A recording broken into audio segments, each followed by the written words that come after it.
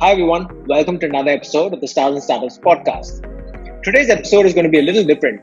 Startups all too often don't identify how to grow their users, plan acquisition, and do things that help them scale during the early days. We explore a few concepts to help build a growth function, build trust with customers, demystify and think through some concepts that could be thought of as hard. I learned a lot from this episode and hope you do too. Don't forget to share the episode if you think it could add some value to some others. Do write into me or tweet at Varun Gumbadi if you'd like this episode. Maybe we could do a lot more of such episodes in the near future, exploring such topics.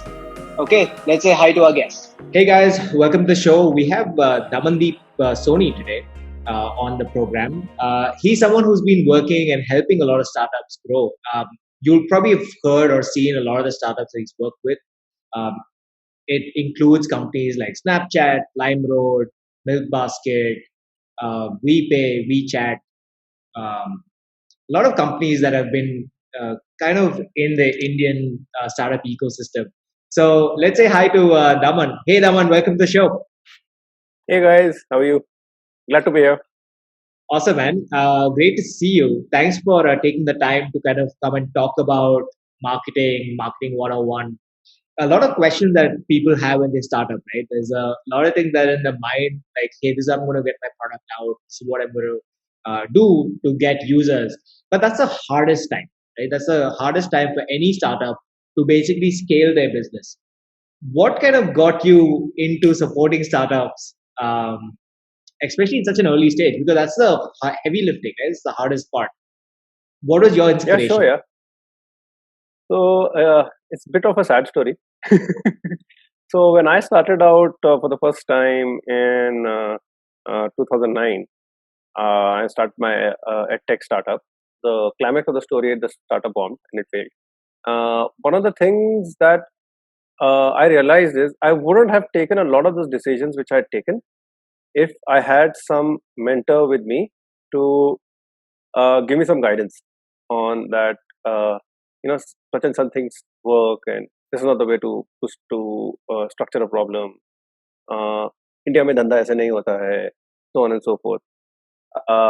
And ever since then, I've had a couple of startups. I've had the good opportunity to work with some really great companies, and I used to off and on help some of the startups, and then I realized that the early stage startups are exactly in the same position that I was in 2009, and these guys need the most help, and they don't need help in overall very wide-ranging strategies. They need help for survival, right? They need to run the sprint before they hit the marathon.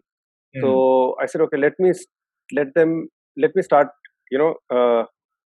helping them getting through the sprint, and also getting some momentum for the marathon.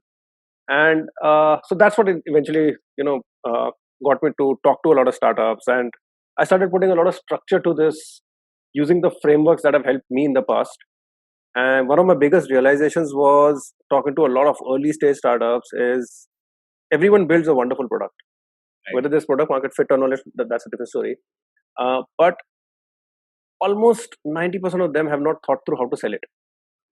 They've not thought through distribution. They've not thought through sales. So I said, and if nothing is selling, it's just a product in your home, right? So I said, let me help them figure out how to get the product out there in front of the customer. And then it's between them and the customer to figure out whether it's a good product for them. So when you say this, when there are startups that haven't thought about marketing, what's the mindset for these guys? Is it that they feel like they have such a strong product that they feel like everybody's going to come and sign up and use it, or so there's a bit of selection bias that's happening today by virtue of the stories that get covered in the news and the papers. You see top end companies like Snapchat or WhatsApp or Facebook, and wherein a founder has built a fabulous product and it's just gone ahead and got billions of users. So it's a bit of that kind of a mindset. If I build something great, the customers will come. But that's a little bit of that. That's never the case. And a lot of stories that I share with the startups is also, how did this particular startup get its first 10 users, get its first 100 users? It was a lot of things that they did not was not meant to scale, but it helped them run the sprint, right? So what you typically read in the papers is, you actually see a calm duck wading through the water. What you do not see is the furious pedaling that's going underneath, to look that calm up front. So I think uh, that's kind of misleading for a lot of young founders. But I think a lot of guys like me, we're trying to help them in getting the distribution, getting the sales and marketing right. I love the analogy of the duck and paddling underwater. So, of course, there's a lot of struggle that happens in those early days, and there is a kind of focus that is on just starting and showing off that you've raised funding, that you never talk about the struggle on trying to get users, getting the team together, etc. When you're looking at marketing and growth, I know that you have a framework for building teams, the growth team specifically, and the early days. You want to take our audience through that? It's interesting that you said growth teams.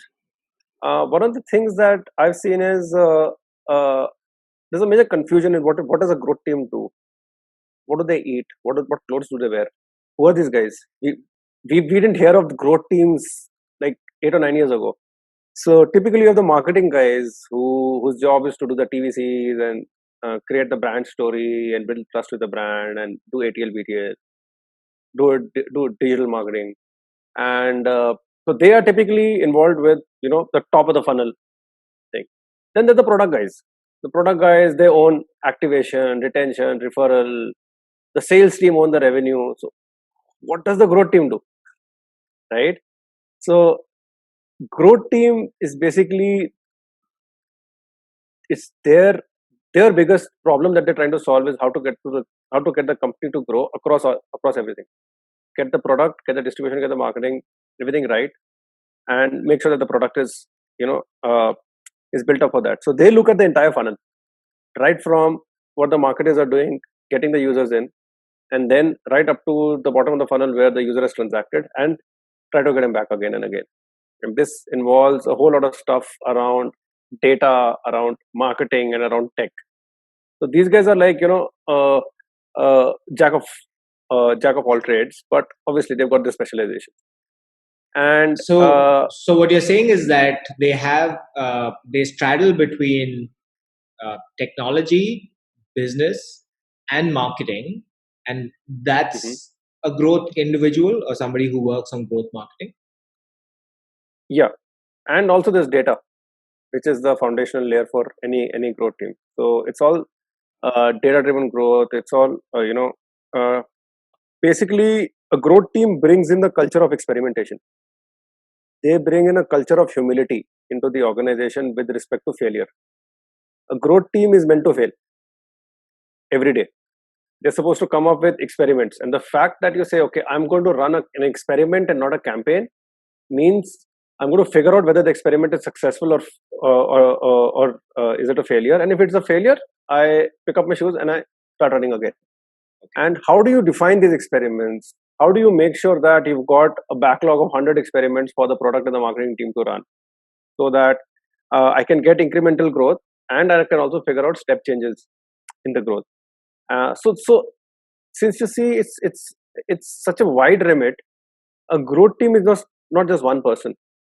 Okay, it's a series of skill sets that need to come together. There needs to be a product management skill set. There needs to be an engineering mindset. There needs to be a marketing mindset, wherein what kind of verbiage I wrote, what's the value proposition I project. There needs to be a data analytics kind of a mindset in this organization, and then obviously there needs to be a designer. How do I what creatives I do and stuff like that. So all these things together make a growth team. But having said that, early stage startups do not have the wherewithal to have a whole plethora of That's right. folks to do something. So my thing is, how do you go about doing it? Right. So they don't have the ability to hire so many because they're trying to be lean Yeah, and optimize yeah, for cash. So in yeah. that scenario, how does this play out? Okay. So this is going to be a bit of a longish kind of a answer. So in early days, one of the founders needs to become the growth lead, right? And one of the things that he starts to need to do is to attract customers onto the platform. If there are no customers onto the platform, there's no retention. Okay, and this is what I call the traction phase, wherein you are figuring out your product market fit and you're figuring out which channel is working for me. So I even if I've raised funding, I don't go all out on splashing money across Google, Facebook, affiliates, SEM, the whole shebang. I choose 2 or 3 channels. I figure out what's working. I double down on that, and then I keep getting another channel in. So one of the growth leads needs to be a user acquisition specialist, and he needs to work very closely with the tech to make sure that the users that are coming in, I can tag them correctly. I can make sure that users coming in from Google or users coming in from referral are far better than users coming in from, let's say, an ad network or a particular publisher, right? And he'll also have to double down as a designer and a data analyst, because the founder passion in early days is going to be far more than you getting an agency in, right? What's in the founder's head, uh, he needs to uh, evangelize that with the greater audience. So in early days, it's going to be typically a founder and maybe an acquisition specialist if he doesn't know acquisition. And if he's an engineer, if he's not an engineer, then maybe get an engineer. So that's how early stages. So you get in your first 100 customers. Okay, the founder is also going and meeting a lot of users. He's calling on his friends to get users in, and then he's now analyzing the funnels and stuff like that. Okay, it's only after that that you then say, okay, you know what? Let me get a growth lead. And typically, what you do is you, if you're the product manager, you become the growth lead, and you start hiring either a data analyst or an acquisition specialist or an engineer, whichever gap you want to fill, and you take care of the rest of the you can take care of the rest of the stuff. So now you see your growth team is at least 3 people. You've got yourself, you've got an engineer, you've got a data analyst, and you've got an acquisition specialist.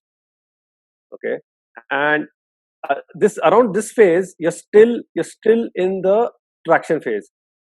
Okay, and herein you discover what is actually working with the consumers. You know, you the kind of optimizations you do are very macro level optimizations. Okay, let me just go with Facebook. Let me not do Google right now for top of the funnel. You do stuff like that. When a person signs up, let me not take all the data on the first page. Let me just take a phone number and just log him onto the system. बाकी का बाद में देखेंगे. Once you figured all this out, then you start going into the next phase, from the traction phase to the transition phase, wherein you say, okay, now let me figure out what exactly are my growth levers. Okay, and at this point in time, you're trying to accelerate the growth rate. Right. Okay, and you figured out what are those 1 or 2 channels that that you love, and let me double down on that. For example, at MobiKwik, we figured out that referrals and Google Ads would give us far more ROI than anything else. So these became our 2 primary sources of acquisition, and I'm not counting organics; those are table stakes. We did a lot of stuff around that. And now the kind of optimizations that we're doing, a lot of macro and micro optimizations, right? It's okay, let me write a widget which, when I see a contact book, when I see a person in the contact book, I see the MobiKwik icon below the name. Let me try to do hacks like this, and now your team has grown from 2 people to around 4 to 5 people. Okay, because now you've got an additional engineer in. You say, okay, now let me figure out, and then you start creating different growth teams. Okay, around the whole funnel. You say, okay, I as a founder, I've done a lot of acquisition. I know what stuff. I've done the heavy lifting. You know what? I'm going to get the acquisition guy to now lead that charter and work with the product and the engineers and the data team, so that they can start getting more and more users on the platform. Let me figure out how I can figure out retention. If I am not retaining users anymore. Now, then I'm going to be running on a treadmill. Right. So the founder then shifts his focus, and he starts heading growth team 2, which is looking more at monetization, referral, and retention, and so on and so forth. You then start building on your team. Daman, what I'm hearing from you is that most growth teams in a startup are primarily the marketing team, right? Because they're doing the heavy lifting in any case, and they're looking to get the first amount of traction. Or am I wrong? Am I looking at it differently? I wouldn't say marketing team are the guys who are heading growth. It's mainly it's a mix of marketing and product guys who are looking at growth, because the product guys are the inventors of the company, right? They know what kind of features they're going to build. Okay, the marketing guys are evolving to become growth guys. Very few guys have done that transition, because marketing are typically tasked in larger companies with user platform pe leke aao. Show my ad, get them into the shop. Right. But in a startup world, a marketing guy has also said that why aren't people getting retained? So this is something which a lot of product guys evolve into growth guys than marketing guys evolving into growth guys as of today. So is that a trait where they understand product as well, and hence they become growth? A good growth guy needs to know how to write a product spec. Okay, a marketing person more often than not doesn't know how to write a product spec. Not because they don't know, but the nature of the job was such that they were not exposed to these kind of things. So the propensity of a product guy to say, okay, I'm going to become a growth guy is far more, and a person succeeds also much better if that happens. But quite often, I mean, I've worked with some really wonderful folks, and a lot of the marketing guys that I've worked with have evolved into growth folks. And one of the first things that I do when I run a marketing team is to teach my entire team how to write a product spec. Because in India, in a sprint, marketing की चीजें last बनती है. Yeah. Right? Marketing requirements keep getting shifted to the next sprint and to the next sprint. So, and the reason for that is because there's no product guy in marketing, right? And if there is someone over there, and if every marketing guy understands product, then a lot of things gets accelerated. Daman, this framework that you're talking about, creating a team for growth, etc., does it work for specific types of businesses? Are they, fintech companies, product companies? Will it not scale for if I'm running a grocery delivery channel, for example? It's less a technology company, but it's a tech-led business. So you're a company, and a company is successful when it's able to sell its wares to the customers. If you have customers, you need a growth team. So it doesn't matter whether you're tech-led, whether you're an app, whether you're a website. And let me give you an example. Okay, across two very different kinds of startups. Let's take a grocery app, for example, BilkBasket. We had a growth team over here whose job was to ensure that we not only get, in a grocery app, it's either more users or more usage. I need to get the basket full and get them to order frequently. So a growth team was tasked to figuring out how can we do cross-sell, how can we do upsell, how can we get more users into the platform. Excuse me. And on the flip side, if you are working for, let's say, a B2B company, okay, wherein I have to sell to schools, for example, I again need a growth team to make sure that when a school gets onboarded, the success metric for the school is not that it's got onboarded. The success metric is that every teacher is using the platform frequently. And if the growth team is not working towards that, your platform is going to die a slow death, right? And besides that, I also need to figure out that because I've got one school, how do I make sure that this one school helps me to get the next school as one of my clients, right? So a growth team needs to figure out this in practically every vertical that you can think about. You will need to work very closely with the marketing guys to make sure that there is enough content which drives relevant traffic for certain keywords which are converting for you. If I'm a marketing automation platform, let's say customer retention is something, users coming in looking for customer retention solutions are really converting and are long-term customers. I would want to make sure that I rank one in anything to do with customer retention. And then I sit with the marketing guys and say, okay, fine, let me make sure that we have a 6-month plan of how to get number one on customer retention. If not, then let's allocate some budget to buying keywords for customer retention, so that we are there on the first page. So stuff like that is pretty much what folks do. And obviously, there's a lot of data to be tracked behind all of these. There is a lot of creativity that's also involved, and net, it's a horizontal skill set, right? You have a problem of getting a customer onto your platform.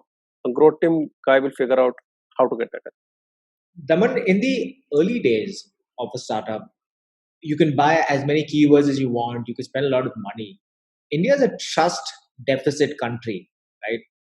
When there's a lot of new brands, new businesses that come up every day, people are reluctant to try. Customers are reluctant to try a new service when they're probably set in their own ways of doing things. Moving from your kirana shop to moving to a milk basket, it's a step in a direction that they don't know. It's kind of unknown. And some of them do it out of necessity, but a lot of people don't. And the people who do it out of necessity are probably a very small user base. How do you think about going and building trust? Can you build trust by just doing certain things, or you just focus on that small user base who are going out of necessity and then get more people to then follow them? What would be kind of a framework you could look at to build trust? So let's take a step back. Let's talk about what exactly is a brand, right? A brand is a person's perception of a product, service, experience, or an organization, right? And over a period of time, there are certain qualities that get embodied in a particular brand, and the user starts either trusting or distrusting the brand, right? So one of the most distrusted brand, for example, is the politician, right? Because they follow the basic tenets of building a brand, but not the second part of the brand. Brand is built by two things. It is one, built by the search effect, which is I see your logo, I see the brand in the right places. When I search for it, a particular problem, the brand comes up as a solution. And the second is the experience effect, wherein I bought the brand, I bought a particular phone, but the phone keeps crashing. Okay, then the brand promise breaks. And then I say, okay, I don't trust this brand anymore. But you know what? If the trust gets broken that late, there's a huge cost associated with it, because I've already bought the product. I'm saddled with a 40,000 rupees ka product, and it's not working to the expectation that I wanted to. Right? I could have bought a bike instead. So building trust with the user involves the company interacting with the user in a fairly authentic voice to start with, in a fairly human voice. And as a startup, one of the biggest problems is we don't have a loudspeaker, or we don't have the reach to talk to millions of users. For example, if HUL is rolling out a new brand, or Fair and Lovely is turned into Glow and Lovely, it's so easy for them to get it done in terms of they can take out a PR statement. Okay, every burger wants to cover you because you're one of the market leaders. You get so much of earned media, and you don't even need to go for paid media till a certain point in time. As a startup, there are two problems. No one's listening to me.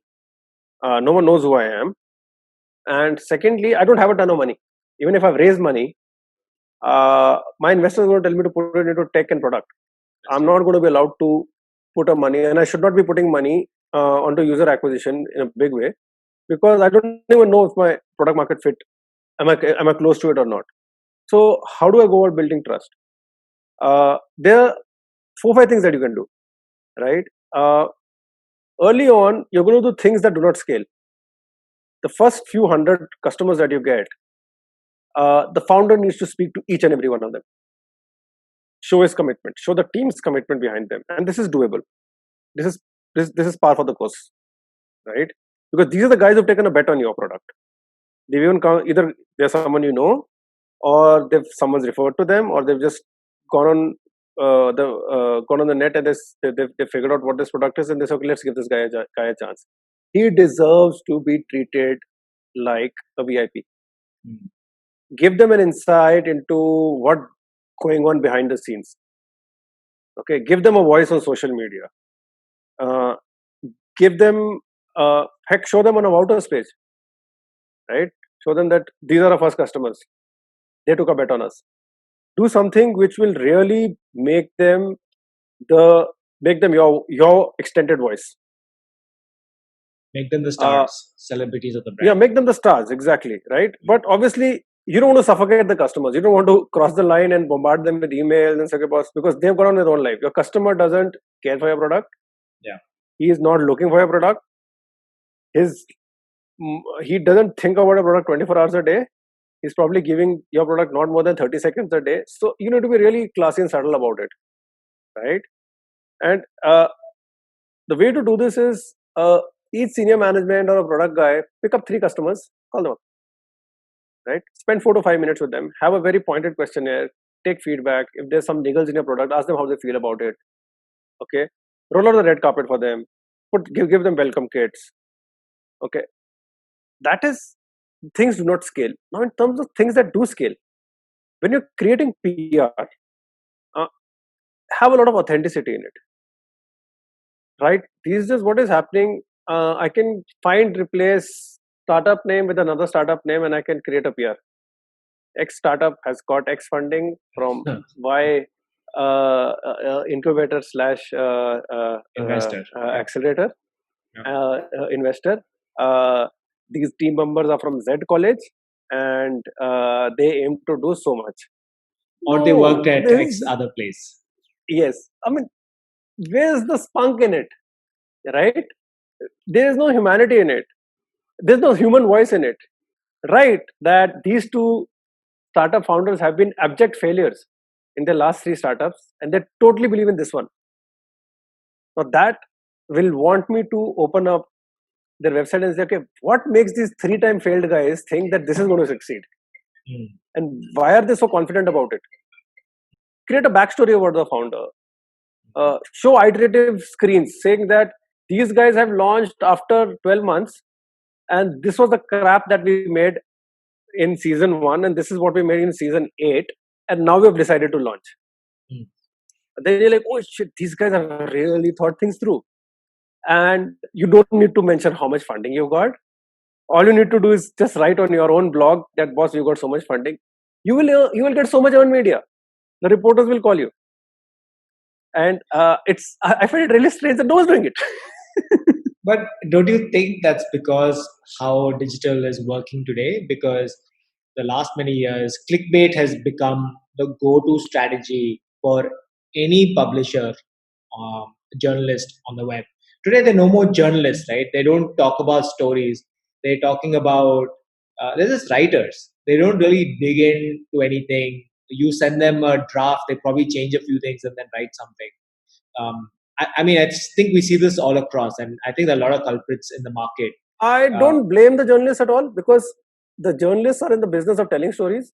And guess what? Listicle on the same theme, the third time you will not click on it. I think everyone knows that. So a journalist is looking for a good story, and a good story gets shared, gets read, and it also builds cred. What is happening is a lot of PR companies are not becoming PR companies. They are becoming postmen. They are just pushing their they're just pushing papers saying that, okay, this is what the draft is, this is my template, and I can get you a coverage in ET, and that's about it. No, I don't want to get coverage in ET. I would rather get coverage in your story or a smaller Yeah. or a smaller Yeah. magazine. Yeah. Have something crazy written about me, and then get a lot of stuff around. Like you see how this new brand, email brand called Hey got launched, Mm. right? It's an Yeah. email which charges you $99 per month, and Per the year, I founders believe. took a very it's for $99 a year, and the founders took a very authentic tone, saying that okay, we are going to protect your privacy, and all they talked about was privacy. Right. And during the launch, Apple screwed up with them, and they went hammer and tongs after them. The amount of earned media they got was worth millions of dollars. Mm. The waitlist just expanded.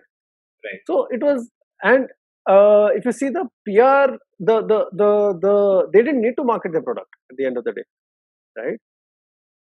Also, another thing that they did, Hey and a bunch of others, is they built social proof. And India mein social proof chalta hai. Okay. How do you define social proof? So let me define social proof. So it's basically, I will buy a certain thing because the crowd is buying it.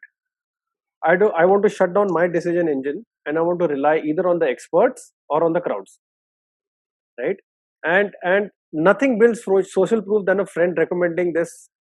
So if you're going for a beer and a friend says, "No, ये beer अच्छा है," it's your decision cycle has just been decreased from 3 days to 2 seconds. At Milk Basket, I was an early customer of Milk Basket, and I remember the reason I chose to order via Milk Basket was because a colleague of mine spoke a lot about Milk Basket. She was not paid by Milk Basket. She was not using any other brand but Milk Basket because she talked about how the groceries got delivered every morning in a certain way, etc. And that incentivized me to say, hey, maybe I also need to try this out because I have the same challenges. And I get what you're saying. The moment she said it, I had pushed ordering from Milk Basket for a long time, but I resulted in just signing up, downloading, and using it because she had such high regard for the business and how it was helping her. And maybe it was just that, it's just her mentioning her experience made me go do it. Social proof doesn't always mean that friends need to recommend it. We have a lot of circles of influence that we subscribe to. For example, if you are transacting on a website and if you see a Visa or MasterCard logo, you'll kind of trust the whole transaction mechanism, right? If you have a PSI certificate, you'll trust that. So putting security certificates on sites, that helps. If you have marquee investors on sites, that itself is a social proof. If Sequoia's put in my startup, I'm like, okay, fine, let me just put the logo somewhere on the front page, not in the about us and investor section, right? If you have a celebrity who's using a product, okay, call up the celeb, saying that for a customer review, and at the end of the call say, do you mind if I just do a 10-second recording where you say how much you love the product, right? Because you're buying it for your kid or you're buying it for yourself. Many guys just say, okay, fine, right? If you see a celeb wearing a product, go and buy the rights for that picture. Yeah, to use that.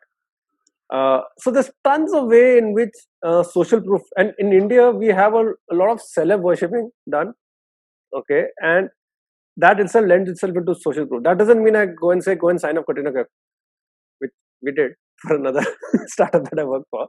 But if there's a celeb who is a regular user of your product, get them on board, right? In different ways, and see how you can leverage their brand equity. Reviews matter a lot. Play Store reviews are something which people look at a lot. Are you egging your power users to leave a review for you? What is your review strategy? What is your growth team doing? What is that wow moment? For example, Milk Basket, we had two wow moments. One was when the first time the bag is dropped outside his door, and you wake up in the morning and open the door, no one's rung the bell, and the bag is there. The second wow moment, strangely, was when the milk packet burst. And let me explain that to you. So let's say you ordered milk, and you go to the door and you see the milk spilled on the fourth or fifth day of your order. You're like, oh shit, this is a horrible service. I'm never ordering from them again. You know what? I want my refund. You go onto the app. Oh man, there's just a help button. Let me click that. You select the order. You select milk, and you said, I want a refund. And the refund comes to you in 30 seconds. No questions asked. You're like, oh, okay, something is happening here. One, I've built trust with the brand, by virtue of the service. And second, it builds a word of mouth now. You know what? These guys are not bad. No questions asked. That they gave me my money back. Obviously, this leads to certain amount of fraud, but with enough data models, we could identify that and we could weed a lot of that out. But this is something which built a very positive feedback loop, to drive referrals. Now, this is again stuff which the marketing, growth, and the product team have to work together and say, okay, whether it's financially viable or no, or so on and so forth. Mm. And then we made it even deeper. Like, for example, you ordered a crate of eggs, and then we would say, okay, how many eggs are broken in that? So we give you money for 3 eggs rather than the whole crate, and so on and so forth. So, if you want to build trust, you need to have that search experience sorted. You have to have the search effect sorted. You have to have wherein you talk everything in an authentic voice. You build backstories and so on. And then there's the experience. The last part of building trust is also building a great customer service. The fact that you sold the product, the journey doesn't end there. The fact that you sold the product is a journey starts from there. If the user has an issue, because today the user does need good customer experience and good customer service, and customer service is such a point in time where the user it's like going to a doctor. I'm not going to feel good about myself. That's when I go to a doctor. So the first thing that the customer service needs to do is figure out a way to really make the guy happy. And one company which comes to my mind for this is Amex. Whenever I call up their customer service, they're so happy to hear from me, and cut the first 5 levels of conversation out. They know my name, they know my card number, they know my phone number. They don't ask me the same thing again. Whereas if I call an ICICI Bank credit card, they will ask the same damn details again when I've keyed it in. You hit the nail on the head. I mean, the moment you said customer service, I immediately thought of Amex, right? As users of Amex, we probably have the frame of reference for that. Let me give you an example, and I'm just going to build on that for a moment. I bank with HDFC, I bank with Kotak, I bank with Amex because of my credit cards. I can't tell you the number of times I've been extremely frustrated with a Kotak or a HDFC. Very simple things. Canned responses. I mean, it's obviously the most efficient way to reply to a customer, without a doubt. Otherwise, you can't run a large customer service team. But it's unfathomable to think that businesses who know whose customers are being poached left, right, and center, are being threatened, will not spend more time on something that's more valuable. Forget all the technology. You're already banking with the customer. You're already servicing the customer. Why would you allow the customer, give the customer a reason to move away? And I see where you're coming from a customer service standpoint. It's important that a customer understands. And by the way, I used to work in banking. My first job was in banking, 2005 through 8, and I was a out of college kid, fresh out of college, right? And one of the things that my boss told me every single time he saw me handle a very irate customer was, Varun, use this opportunity to give him a reason to stay, right? And for him, that opportunity where the customer was extremely angry, annoyed, miffed about something was an opportunity to retain the customer. And I never understood that the first year or second year I was working in the bank. But slowly I realized, and I took it one level up. not only was I able to create that relationship, I converted that opportunity to service to an opportunity to sell, because a Yeah. lot of the targets for a bank employee today is sales. Not about the service. Service is a byproduct as far as the bank is concerned, but it is about the sale. You have targets to sell mutual funds, you have targets to sell credit cards, you have targets to sell an fixed deposit, whatever the bank wants you to do this month, right? So for me, every one of those opportunities was a chance to create a relationship which I could use to sell. In that case, it was to sell, but to translate in your words, I think it's an opportunity to create that relationship and say, hey, why you should continue with us, how we took care of a bad experience and made it a not so bad one, because things can go wrong and I can support you when things do go wrong. And another example, I mean, I probably have a lot of examples because I worked in service. I ran the customer experience for Jabong for some time in the early days. At that time, Jabong was coming up with its logistics service. It's called GoJavas. And one of the things that we kind of concocted was around returns. And returns was a huge challenge for most e-commerce companies early, because they were selling the wrong products, they were selling the wrong items. It wasn't the color that they saw on the website. There was a lot of issues with the return, with the product, and hence they would return it. In that scenario, when we were launching a completely new logistics service, we used as an opportunity and we created something called an open delivery. What an open delivery meant was the delivery boy would wait for you to try the product or open the box to see what is in there before he leaves.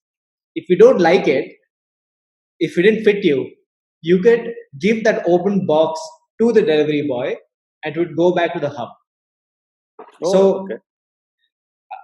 I mean, obviously it was an expensive proposition, hence it never worked out. But we also have the opportunity to have a completely integrated solution, because Jabong had a logistics player, Javas, so we could create a lot more vertically integrated solutions, right? Obviously, it's become a more specialized service over time, and you need economies of scale to run that business. Hence, over time, it's become separate entities. But I think the question, or rather, what I'm trying to say is that you can use challenges to also create a wow experience. Would also completely change a customer service experience right there, to say, okay, you know what, I would even today, people who purchased in 2011, 12, 13 of Jabong in the early days would talk fondly about such experiences and how we prioritize service over everything else. And that creates a brand as well. Because how do you differentiate yourself in a market that's very generic, where everybody's doing the same thing? I order online, I get the product. How do you differentiate in that market? So now we've identified how do you build trust and hopefully scale that business. Are there opportunities where you don't spend money to create opportunities to sell more or acquire more users? Are there any thoughts on how can I scale a startup without much cash or marketing dollars, as people call it? This is the number one question that I'm asked. मेरे पास पैसे नहीं है. It's a $1 million question without $1 million. How do I market? Yeah. So it's budgets are hard to come by. Okay, when you're running a startup and it's bootstrapped, or even in early stages, even after you raise funding, you've got to hire your team, you've got to hire your tech. There is server costs. So money is tough to come by. There are tons of ways in which you can build a good user base. You can build a good brand initially. So, and which also have a lot of compounding effect built in, and we'll talk about that. Let's just dive into some of them, right? My number one favorite is SEO. SEO takes time, but the best time to do SEO was 2 years ago. The better time is to do it now. Just start on day zero. Okay. And one of my favorite examples for this is Canva. Most of their empire is just built off on SEO. They hardly spend anything on paid marketing. And building SEO doesn't mean it's not costing you marketing dollars at all. It costs you tech dollars. It costs you product time, right? But if you do it right, this is a compounding effect, right? Once you start getting enough domain authority, your pages start getting crawled much faster. You start coming up in search results. The traffic keeps building up. See, SEO is a black box for a lot of founders. Anybody who's looking at starting a company, SEO is a black box. Of course, we talk about keywords and it typically comes down to search engine marketing. Is when somebody thinks of SEO as an SEM and it gets grouped together. Can you talk a little bit about? I mean, you brought up Canva. It's an extremely interesting, strategy that they'd used in terms of backlinking and all the strategies that they kind of went through. We don't have to dive into it, but if you had to put it in a nutshell in a couple of minutes, how do you talk about SEO? What are some of these major tenets that somebody should think about, and why is it important? Okay, sure. So see, SEO was a black box many years ago because there were a lot of strategies which were being allowed by Google. Google also evolved in its let me put it this way, in its ranking algorithms. Now SEO it's pretty much like a science. Okay, you have to do the basics. You have to get good content onto your site. You have to structure a site in such a way that when the crawler comes by, it's got all the metadata in the format that it wants. And if your quality of content is right, there'll be a lot of backlinks coming in. That's about it, man. That's just about it. It's pretty common sense. And if anyone is telling you that we'll get you 1 million backlinks and stuff like that, that's all snake oil. And that's something what founders should not get distracted by. What is a backlink? Backlink is when a site, so let's say you've written a blog, right? And a site says, this blog is very relevant to my audience. So you know what? On my web page, I'm going to say, for knowing more about this particular topic, click on this link, which leads to your website. It's as simple as that. That's a backlink. And if you write content which people want, which specifically solves their problem, you end up getting a great backlink. For example, imagine that you're a startup who's just 4 to 5 months old, and you're solving a very specific user problem. Okay, let's say you're in the fintech space, and you've got this amazing user insight, and you've written a blog about it. And tomorrow there's a journalist or there is another company which is writing about a similar topic which is close by, and he says, and he gets to know that you've done some user research and you've got some data with you. They'll link it back. They'll say, you know what? According to this new startup, this is what the data says. Two things happened here. One is you've got a backlink, and second is because a bigger brand is saying, okay, this newbie on the blog has really come up with the user insight, the trust with your brand goes up. So creating good content, creating a good SEO strategy will really help. For example, what did Canva do? Canva is a design firm, right? And what are the top things that people want to design? And again, they went after people who don't have money, because a lot of the stuff is free. So how do I design Facebook ad campaigns? How do I design welcome card? How do I design thank you card? They would create a pillar and they would create millions of landing pages in an automated way for each of these questions that would come up. And over a period of time, you see this whole exponential curve coming up, wherein you just talk anything about design and a Canva page pops up in the first page of Google, which is gold. Where most of the startups die. they die on the second page of Google, which no one visits, right? So, Yeah, it's true. so if you can get your SEO right, it takes time. I'm not saying on day zero it's going to solve. So SEO is a long term strategy, right? What about short term strategy? Okay, if I have to do marketing, what is the best form of marketing? It's word of mouth. I should, as a startup, think about building my referral program if my product leads to referral as a separate product itself. Companies like Dropbox and Airbnb were built on the back of referrals. They gamified the whole referral scene. Okay, they gave free cashback or they give you. So the most interesting thing about referral is you don't need to give cash every time. You can give a little bit of your more product of your product for free. For example, for Dropbox was every 5 friends I get in, I get X amount of GB free. Are Right? there is there a relationship between word of mouth and referrals? See, because when we talked about that experience with my colleague, when we have social proof, that's word of mouth in a way, right? That people talked about their experience and hence it worked. Are there any Indian startups that did something really well that maybe you worked with? And what kind of delta that you could typically look at? Because a lot of the startups that I talk to, referrals don't either it's not meaty enough as a referral because if Okay. we're talking about Dropbox or any of these guys, even Uber, I think they had one of the biggest referral programs that kind of really won the internet. Yeah. I can't see Indian startups replicating that success. What Not about from. TikTok? Please tell me. TikTok went through an amazing referral loop.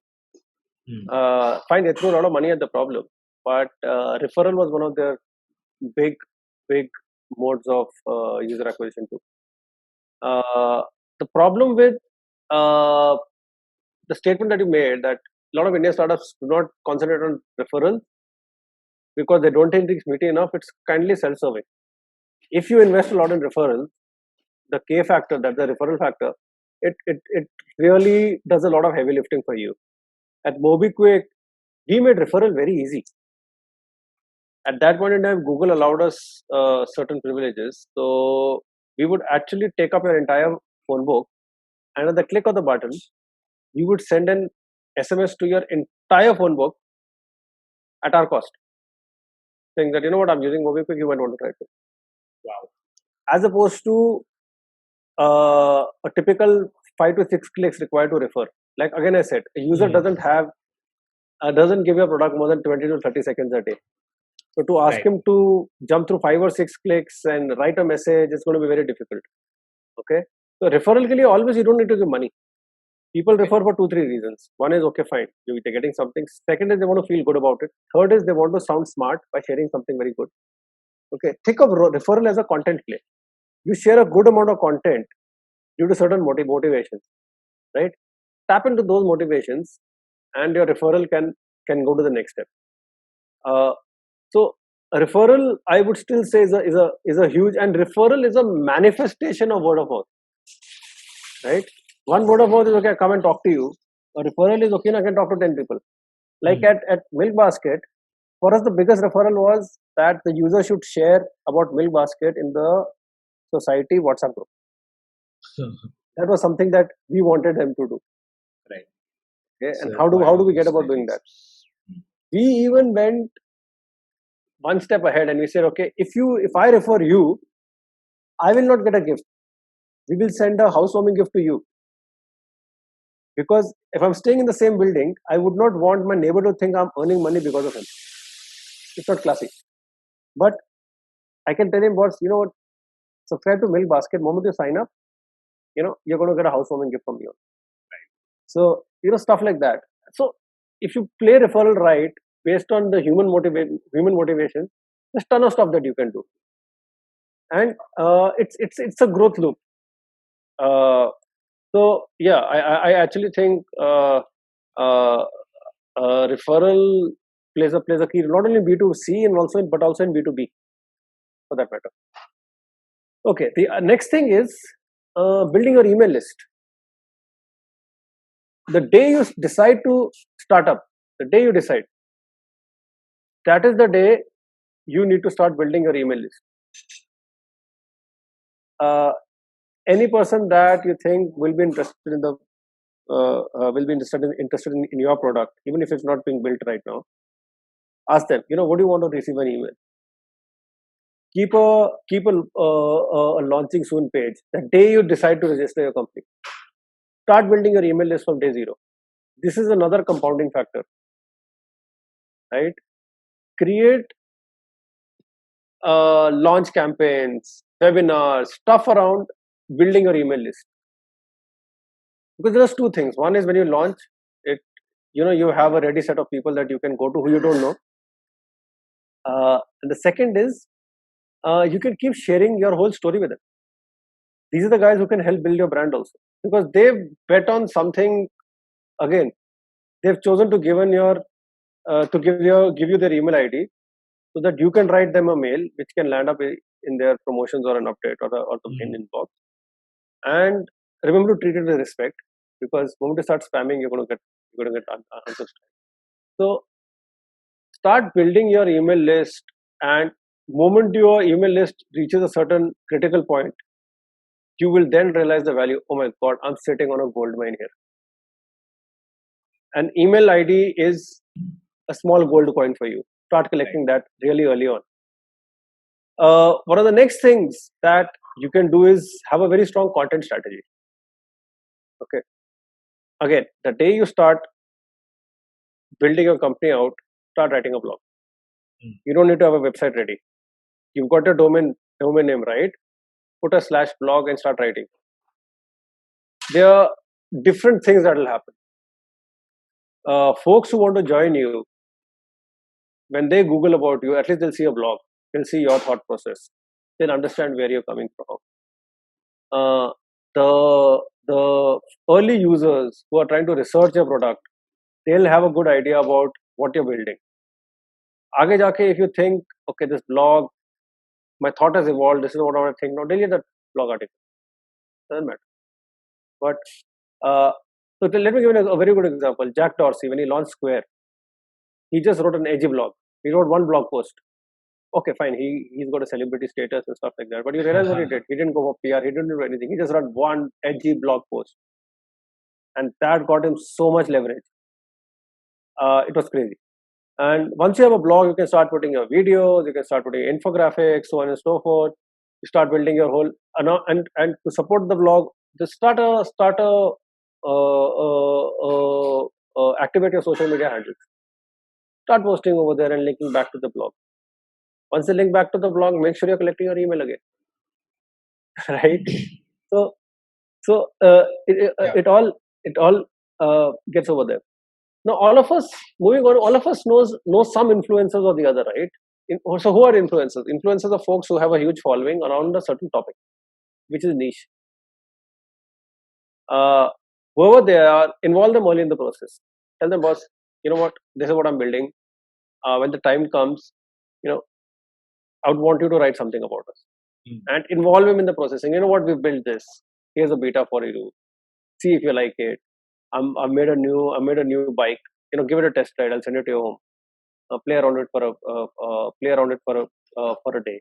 Like all the phone manufacturers, they go and call out to influencers saying that why don't you come over and check out the new phone.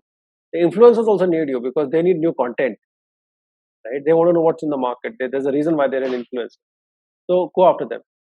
The problem with influencers is, again, there's a lot of snake oil being peddled over here. A lot of influencers are not influencers. And I think marketers need to realize that influencer posting is kind of becoming like a vanity metric now. Right? If an influencer is doing something, figure out how many email IDs you're getting, how much sale is happening. If any of those needs is not being built, that guy is not an influencer, he's a friend. That's it. Leave it at that. Not a problem at all. Because I believe the US has this whole micro influencer category where people are doing different things and they create a lot of value. I was talking to some of the other founders recently, and like you mentioned, they were not getting the same kind of value, at least in the Indian influencers. Is that a challenge where you just have a lot of dead audience just subscribing and following and watching, or do they not have the ability to buy today or purchase or in that segment, which basically means that maybe it's latent demand which will come for some future product in a future time, because potentially they'll become earning members or have the ability to purchase at some point. Actually, something else. Uh, the way to find out whether a person is an influencer or not is figure out how they've accumulated followers. If you see sudden spurts in influencer followers, two things can happen. Either they've posted a blockbuster post, which you can again just go to their timeline and see if they have. If they haven't, then they've bought those users. So if you bought something users, obviously they're going to be unengaged users, right? Building millions of user base, you need to have some stellar content, Right. Okay, and you need to have stellar content in the area that it's relevant to you. Typically, what do a lot of brands do? They go after influencers who are in the humor category. So people are going to him for a good joke, for a good laugh. They are not going to buy your cell phone because comedian is saying, right? Because now what you're trying to do, the celebrity status. I trust the celebrity, hence I'm buying that. I don't trust the influencer for recommending a phone, but I trust him for giving me a good laugh, right? So you need to actually figure out who your influencers are. And the way I have seen a lot of agencies approach is saying that, okay, aapka TG ye hai 18 to 24, we have a lot of influencers catering to that TG. It's again just snake oil for me, right, from that particular statement, because then the agency has not understood anything of what I'm trying to sell. Right? I would want him to say, okay, you're selling a phone, here's a tech influencer who a lot of people respect, but you know what, his maximum of his TG is in the 30 plus category. Okay, and here's our insight: people who are in the 30 plus category influence a lot of 18 plus, hypothetically. So you can do something like that, but influencers are not something which will which are what do you say, a silver bullet, but there's something which you can utilize pretty well. Okay, so moving on, there are also tons of other stuff that you can do here.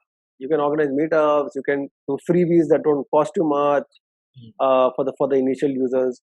Generate as many testimonials. I think we spoke about that briefly. And once you get a testimonial, there are n number of formats you can use the testimonial for. You can create a video out of it. You can put a statement on your website. You can put it on the social media and tag that person and promote it. You can put it on your blog.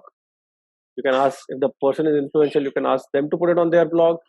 So a testimonial doesn't mean a mail that's been sent to me. I can, even if a mail has been, I can create a video out of a static email, right? So I can use it as a part of my ad copy. So a testimonial is something which you can use in a million different ways.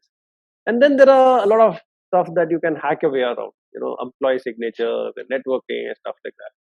But when you're looking at a framework, per se, you have an x-axis of low impact and high impact stuff, which don't cost you much money. And on the y-axis, you have stuff which is hard or stuff which is easy. Okay. If something is very high impact and it is very hard, means you've got some crazy idea. Okay, this will take some time. Invest in it. If you've got something which is very high impact and which is very easy, just blindly just go for it. But think about a lot of low impact stuff. That is where people waste most of their time. These are small stuff which will barely move the needle. It will get you a lot of vanity metrics. It will not drive conversions. So think about why you actually want to do that. For example, if you have a crazy SEO strategy and you know the execution is going to be hard, something like Canva again, you will take a lot of time to build it, right? So you give it time. But let's say I want to launch a new city, and I know if I carry out this stunt in Bombay, when let's say Uber is launching Bombay, I do something like an Uber puppies. I'm like, I know this will generate a lot of earned media for me. Just go ahead and do it. Put a little bit money behind it and go ahead and do it. So you have to actually see which are high impact items, which are low impact items, and use this particular 2x2 to then go ahead with your marketing campaign.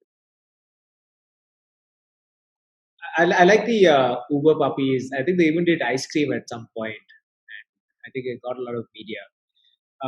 Why aren't, I mean, these are mostly some of the examples that we take. This is probably a controversial topic, but most of the examples that we take are foreign businesses, American, people who have had like deep pockets to make these changes. Why aren't Indian businesses thinking on the same line? Is it the creativity angle?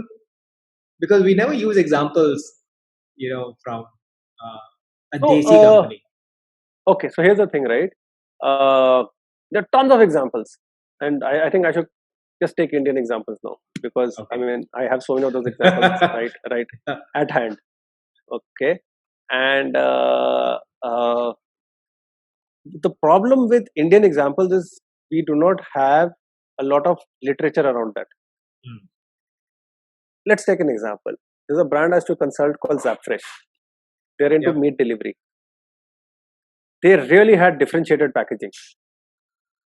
They had these puns going with different animal meats. Sorry, the vegetarians. I mean, I'm a meat lover, so I don't intend to change.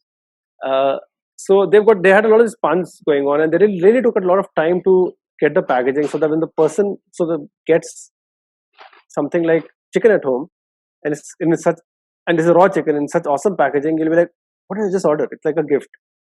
Okay, it was I think the packaging was stellar. It drove a lot of word of mouth, but that's where it ended, right?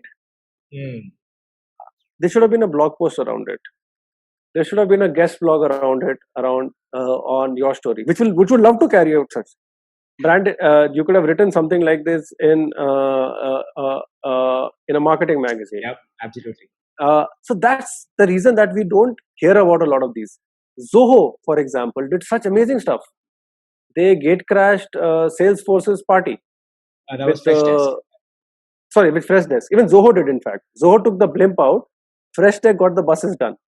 So, it was pretty crazy. And but those guys went around and got coverage in media around it, right? Yeah. So then it comes in top of mind. I think Indian companies are not thinking the way how to extend a particular campaign that they do, right? Okay, हमने word of mouth generate कर लिया, fine, stop. This is word of mouth. No. This can become a paid media campaign. This can become a PR campaign by itself, right? This can deliver a lot of earned media. When the founder goes to an audience to talk about it, talk about your differentiator. Okay. Well, the point is the conversation is all about fresh meat. Fresh meat is table stakes, yeah. Non-antibiotic fresh meat is what everyone wants. But if I have a different story, then people at least have some takeaway from that, right? And then they start talking about it.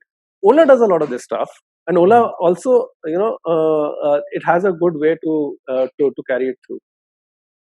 It's a very interesting. Now that you talk about it, where would we put this as a category? If you take Amul and their ads in the newspaper, etc., they're actually graphic images talking about a very current event, and they do that regularly, and they create a lot of buzz around something that's relevant and current.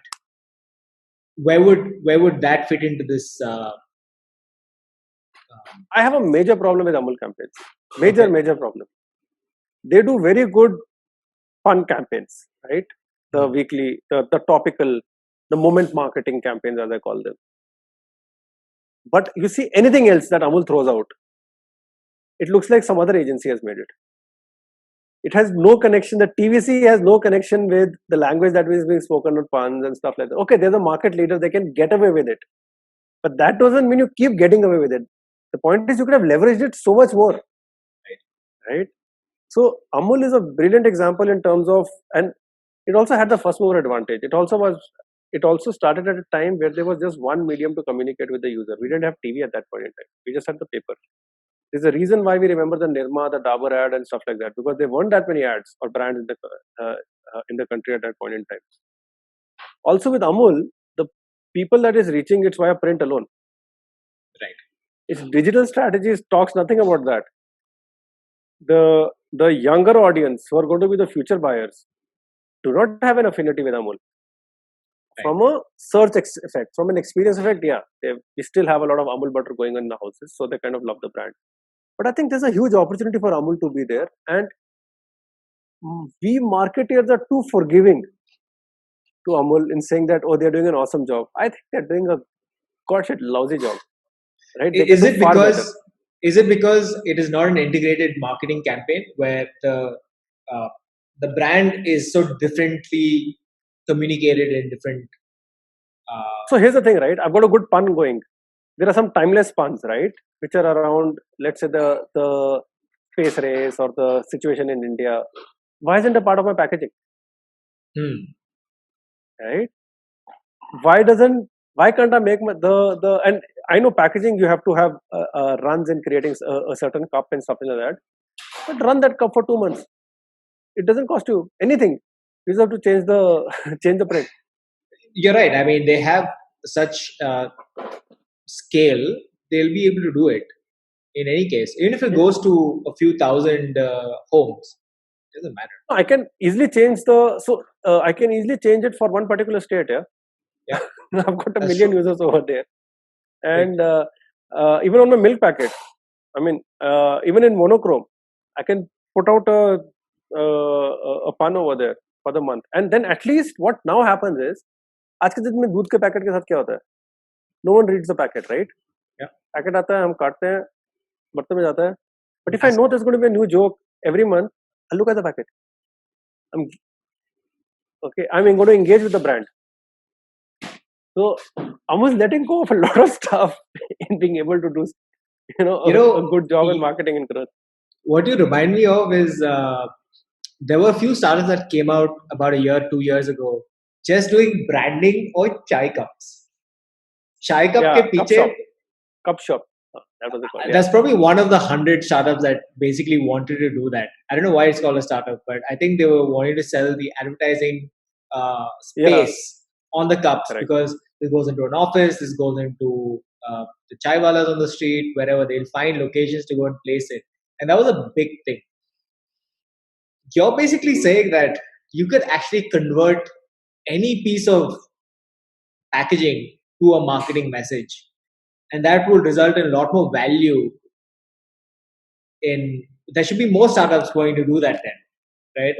Maybe just haven't thought it to such a wide extent. So I as a consumer would not want to see my ad on every thing that I consume, but I can do it in a classy way. For example, Starbucks. During Christmas, all the cups turn red. Yeah. And it's such a nice thing because, I mean, apparently Coke has made red the color of Christmas season. But Starbucks is latching onto that so beautifully, right? Around Diwali, there is a Diwali pun that Amul comes up with, right? Why not use it? And it's trying to make a statement. Last time they talked about pollution. Put that on your packaging, right? It'll really drive the buzz for that brand by 1000x. Yeah. Absolutely. Daman, we have come to a place in this conversation where we want to talk about how to make marketing more powerful. And the only way to make it powerful is by having objectives and goals, right? How do you go about putting KPIs for a team, especially in such an early stage as a startup, maybe in the first year or two? What should those KPIs look like, and what could be achievable targets? Sure. So I can't talk about what is the target because I mean from one grocery app to the other, targets are a function of what your company is building, what the value proposition is, how it's priced, what the competition is, what area you're playing in. So what I'll give you is a good framework that I follow. But before that, I need to take a step back and define what I call as a North Star metric, which is quite prevalent in the industry. Basically, it's a metric that a company uses as a focus to grow, right? So A North Star metric best reflects the amount of value that your company brings to the customer. Price is what the user pays. Okay. Revenue is what the user pays. North Star metric is the value that your customers get back for that price. For example, what is the North Star metric that a grocery app should follow? It should be the number of orders delivered on time to the user, number of items delivered on time to the user. What this covers, if you see, if I break it down, I can break the North Star metric into some, into some key areas, right? I need more users, I need more usage. How do I get more users? I can get it using new users, existing users, reactivated users. How do I get more usage? With more orders or more items in a basket. And now I start building the KPIs around that.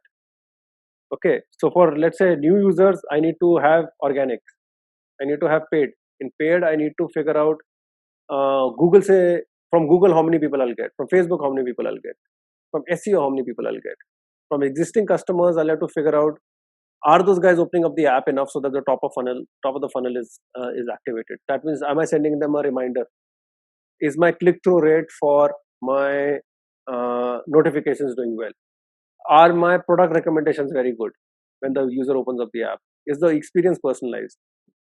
When a user leaves my system or doesn't transact for over a month, how do I reactivate that user? Am I giving them a deal? So on and so forth. On the other thing, on the more usage, is my value proposition strong enough that the user transacts with me more than 2 times a month? Is my SKU assortment wide enough so that he can add more items? Are there stockouts happening? So a lot of KPIs get developed around that. On the delivery front, is my delivery being given to them on time? Remember, I said number of items delivered to the user on time. That should be the North Star metric. Okay, which means that once I've got my basket filled up, are my trucks and tempos leaving my godown on time? Are the bikers reaching the home on time? If not, I don't have enough bikers, or I need to make sure that we deliver to a smaller area because we don't want a very high NPS score, which will impact the brand. All these smaller KPIs metrics, they lead up to the North Star metric, right? And that is what defines the success of a company. Quite often, what I've seen is a lot of startups end up going for a vanity metric. Mera DAO itna hai. A DAO matters only to a content app. It doesn't matter to a transacting app. Yeah. Revenue is a function of the value that you deliver. If they say revenue is a North Star metric, again you've lost the plot, right? So measurement also evolves with the stage in which you are in. For example, when I'm in the traction stage, remember the 3 stages: traction, transition, and growth. In traction, I'm finding the product market fit. In transition, I am discovering the growth levers, and on growth stage, I'm doubling down on what works. So on each one of these areas, I'm going to be tweaking certain KPIs so that my North Star metric keep moving up. For example, in the traction stage, I want more and more users onto the platform. In the transition stage, I want to make sure that my retention is sorted out and my growth rate is really increasing, right. And so on and so forth. And by the time I've reached the growth stage, I want to make sure that my customer experience is good. My customer can order efficiently again, so that my North Star metric goes to the next level. So that's the broad framework that I define for a growth team. And one of the first things that I do when I get into a startup to help them out and help them figure out what is a North Star metric which will define the success of this company, which will define that this company is going to become sustainable. This company can get to the next level of valuation to raise the next thing. But if you just go after vanity metrics, I think you'll get a valuation, but the company is anyway going to die, right? So a North Star metric keeps a lot of things in check. Also, it keeps a lot of guardrails. For every metric that you try to increase, there's something that gets impacted in a negative way. For example, if I really want to say, okay, my North Star metric is number of orders, so I need to get a lot of users. So let me double down on, let me triple the Google budget. The moment I do that, my cost of customer acquisition increases. But I need to have a guardrail that my CAC cannot be more than X. My LTV to CAC ratio should be maintained at Y. Given this, I now want to increase my Google spend. So that means I need to come up with more innovative campaigns, messaging, so on and so on. And now I get into CTR, and now I get into CPM costs, and so on. So if you go top down on this, I think it really works out pretty well. And then what will happen? Remember when we spoke about growth teams? You start seeing team pods being developed to manage these KPIs, to make sure that we are delivering within these guardrails of these particular KPIs that we want to work on. Great, Daman. I think we've kind of covered all the key things that a startup should be doing at an early stage. From a fundraising standpoint, have you seen anything from your startups that has really helped them wow their investors to want them to write a check right away? Nothing solves this better than having a good product market fit, which means, and there are a lot of metrics, and that's a different podcast altogether. That's sure. How do you know that there's good product market fit? And so that is one part, and couple that with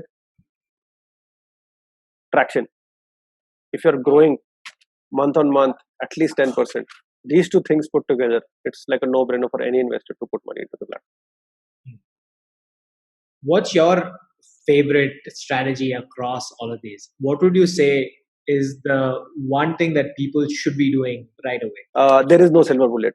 There is absolutely no silver bullet. There's no silver bullet. Where do you start? What's that one thing you think everybody misses that they should definitely be doing, even if they think they don't believe it? You do not need to spend a ton of money to get users. One of my favorite ways is, if your product is good and if people love your product, you need to build on referrals. That will bring down your overall cost of acquisition. That really subsidizes a lot of others. Awesome. Hey, Daman, this has been a great chat. I'm going to leave your website where you write about your journey and a lot of the startup, structures that you've put in. Thanks for your time. This has been great. Thanks, man. I really enjoyed this talk today, and look forward to further talks with you, man. Varun. Absolutely, and don't forget, I think more people need to see some of the stuff that you're doing. You should be creating a lot more videos and content so people can access. Thank you for egging me on for that. But right now, I'm just doing a lot of blogs at damansoni.com. So really, a lot of practical advice for startups, both early stage and late stage, on how to get marketing and growth. Fantastic. Keep doing the great work. We'll talk soon.